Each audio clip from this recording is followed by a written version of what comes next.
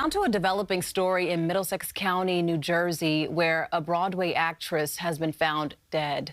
Edison police were called to a stabbing this past Sunday at a home on Grove Avenue. Authorities tell us Imani Smith was found inside with multiple stab wounds. She was taken to the hospital where she was pronounced dead.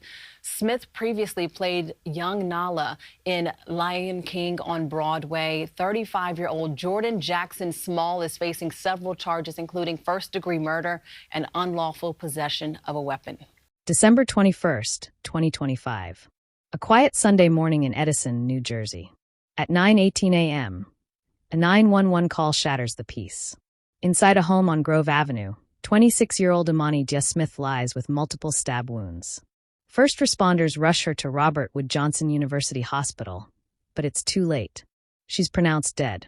The man arrested at the scene? Jordan Jackson Small, 35 years old, 6'6", 350 pounds. He's not a stranger. He's the father of her 3-year-old son. And that little boy?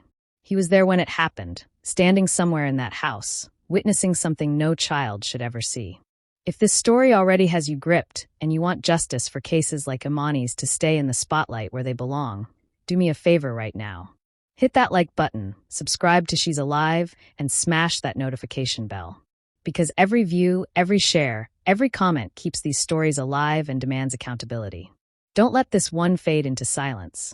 Now let's talk about who Imani really was, because she deserves more than to be remembered only for how she died.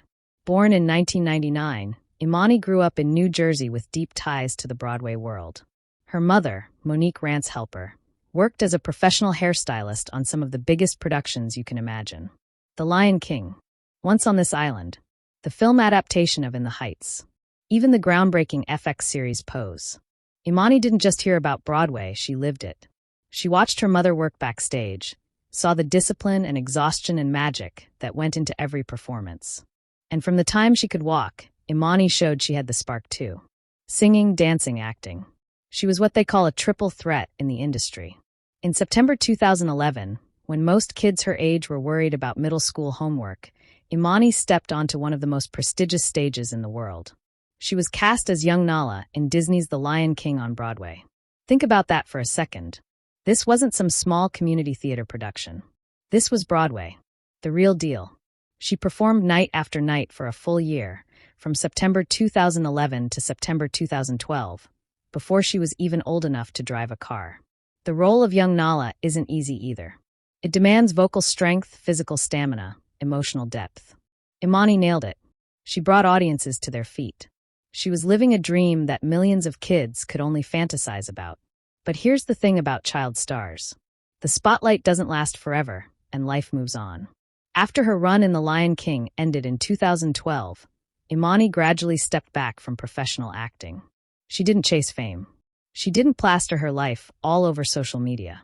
In fact, she kept an incredibly low profile online, barely any public accounts, no constant updates. Instead, she focused on something different. Family, personal life, and eventually motherhood. By the time she was in her early 20s, Imani had a son, a beautiful 3-year-old boy who became the center of her world. Friends and family described her as devoted, loving, full of light. She had her whole life stretching out ahead of her. But there was someone else in that picture. Jordan Jackson Small, the father of her child, the man she had been in a relationship with. And here's where things get dark. Jordan Jackson Small wasn't just Imani's ex-boyfriend or the father of her child. He had a history. Exactly 1 year before Imani's death, on December 21st, 2023, Jackson Small was involved in another domestic incident. He was charged with aggravated assault in a domestic violence case. Let that sink in for a moment. Same date, exactly 1 year apart. In June of 2025, just 6 months before Imani died, he pleaded guilty to that aggravated assault charge and was accepted into something called a pretrial intervention program. Now, for those of you who don't know how the legal system works, PTI is basically a second chance program. It's designed to keep first-time offenders out of jail if they complete certain requirements like counseling, community service, or anger management. The idea is rehabilitation instead of incarceration. Sounds reasonable on paper, right? But here's the question we need to ask ourselves. Did the system fail Imani? Was there a pattern of behavior that got overlooked? Because 6 months after entering that program, Imani is gone. Think about what it must have been like for her. You're a young mother trying to co-parent with someone who has already been violent toward you. You're probably walking on eggshells, trying to keep the peace for your son's sake, hoping things will get better. Maybe you believed he was changing. Maybe you felt trapped. Maybe you didn't know where to turn. We'll never know exactly what conversations happened behind closed doors, what threats were made, what fear she carried every single day. But what we do know is that on that Sunday morning in December, something went terribly wrong. When police arrived at the Grove Avenue residence, they found Imani with multiple stab wounds. Emergency responders did everything they could, rushing her to the hospital, but her injuries were too severe. She was pronounced dead shortly after arrival. Jackson Small was still at the scene when officers arrived. He didn't run. He didn't try to hide. He was arrested without incident, which tells you something about his state of mind in that moment. Was it shock, regret, or complete detachment from what he had just done? We may never fully understand what goes through someone's mind in those moments. Now here's the part that absolutely breaks my heart, and I need you to really hear this. Imani's 3-year-old son was in that house when it happened. The charges against Jackson Small include second-degree endangering the welfare of a child, which tells us that little boy was present during the attack. Can you imagine being 3 years old and witnessing something like that? Your mother, the person who feeds you, reads to you, tucks you in at night, suddenly hurt and bleeding. The chaos, the screaming, the confusion. That child will carry those memories for the rest of his life. He's physically unharmed, thank goodness, but the psychological scars? Those don't just heal with time. Authorities charged Jackson Small with first-degree murder, second-degree endangering the welfare of a child, third-degree possession of a weapon for an unlawful purpose, and fourth-degree unlawful possession of a weapon.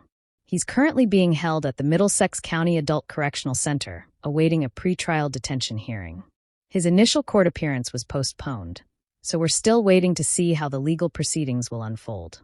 But one thing is crystal clear. This was not a random act of violence.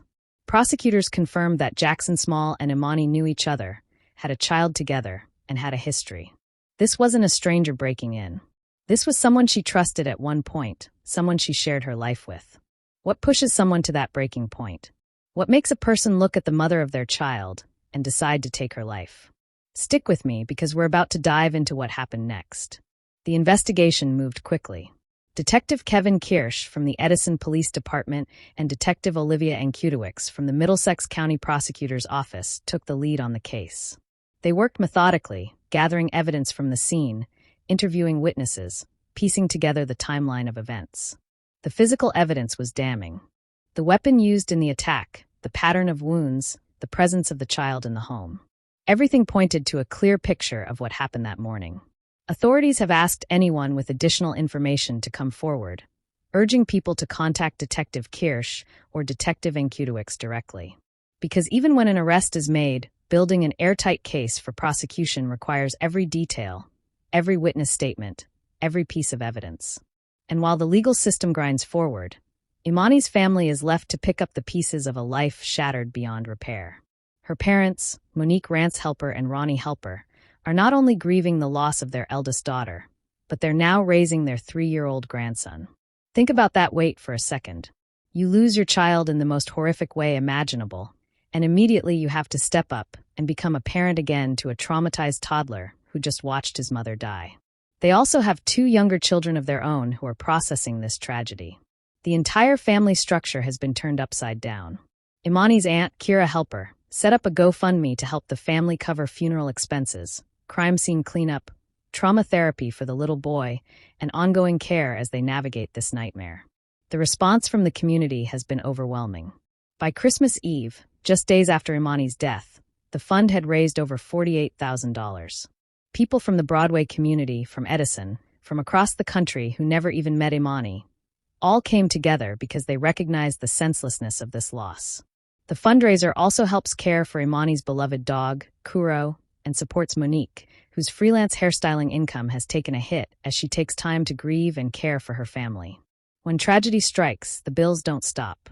Life keeps moving even when your world has completely stopped. Vigils were held in Imani's hometown. Social media campaigns calling for justice spread rapidly.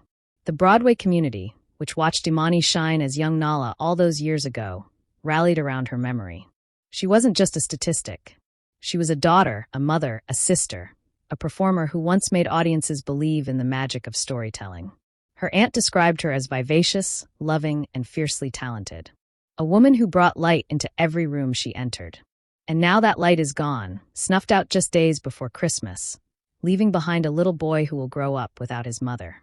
This case is still unfolding. Jackson Small's trial hasn't happened yet. We don't know what defense his attorneys will present, what mitigating factors they might argue, or what the final verdict and sentence will be. But what we do know is this. Another woman has lost her life to domestic violence. Another child will grow up with trauma that most of us can't even begin to comprehend. Another family is destroyed. And we have to ask ourselves some hard questions. How many red flags have to appear before the system intervenes effectively? What does it take for someone with a documented history of domestic violence to be stopped before they escalate to murder? How do we as a society do better at protecting victims who are trapped in dangerous relationships? Here's what I want you to think about. If someone you loved was in a situation like Imani's, would you know the warning signs? Would you know how to help them get out safely? And what kind of support systems need to exist so that people like Imani don't feel like they have no options? Drop your thoughts in the comments below. This conversation matters. Share this video so Imani's story reaches more people. If you haven't already, subscribe to Crime Lab Report and hit that bell so you never miss a case that demands our attention. Check out our other videos where we dive deep into cases that shake us to our core and remind us why justice matters. Because every voice, every view, every share keeps these stories alive and holds people accountable. Imani Dia Smith deserved better. Her son deserves better. And it's on all of us to make sure her story isn't forgotten.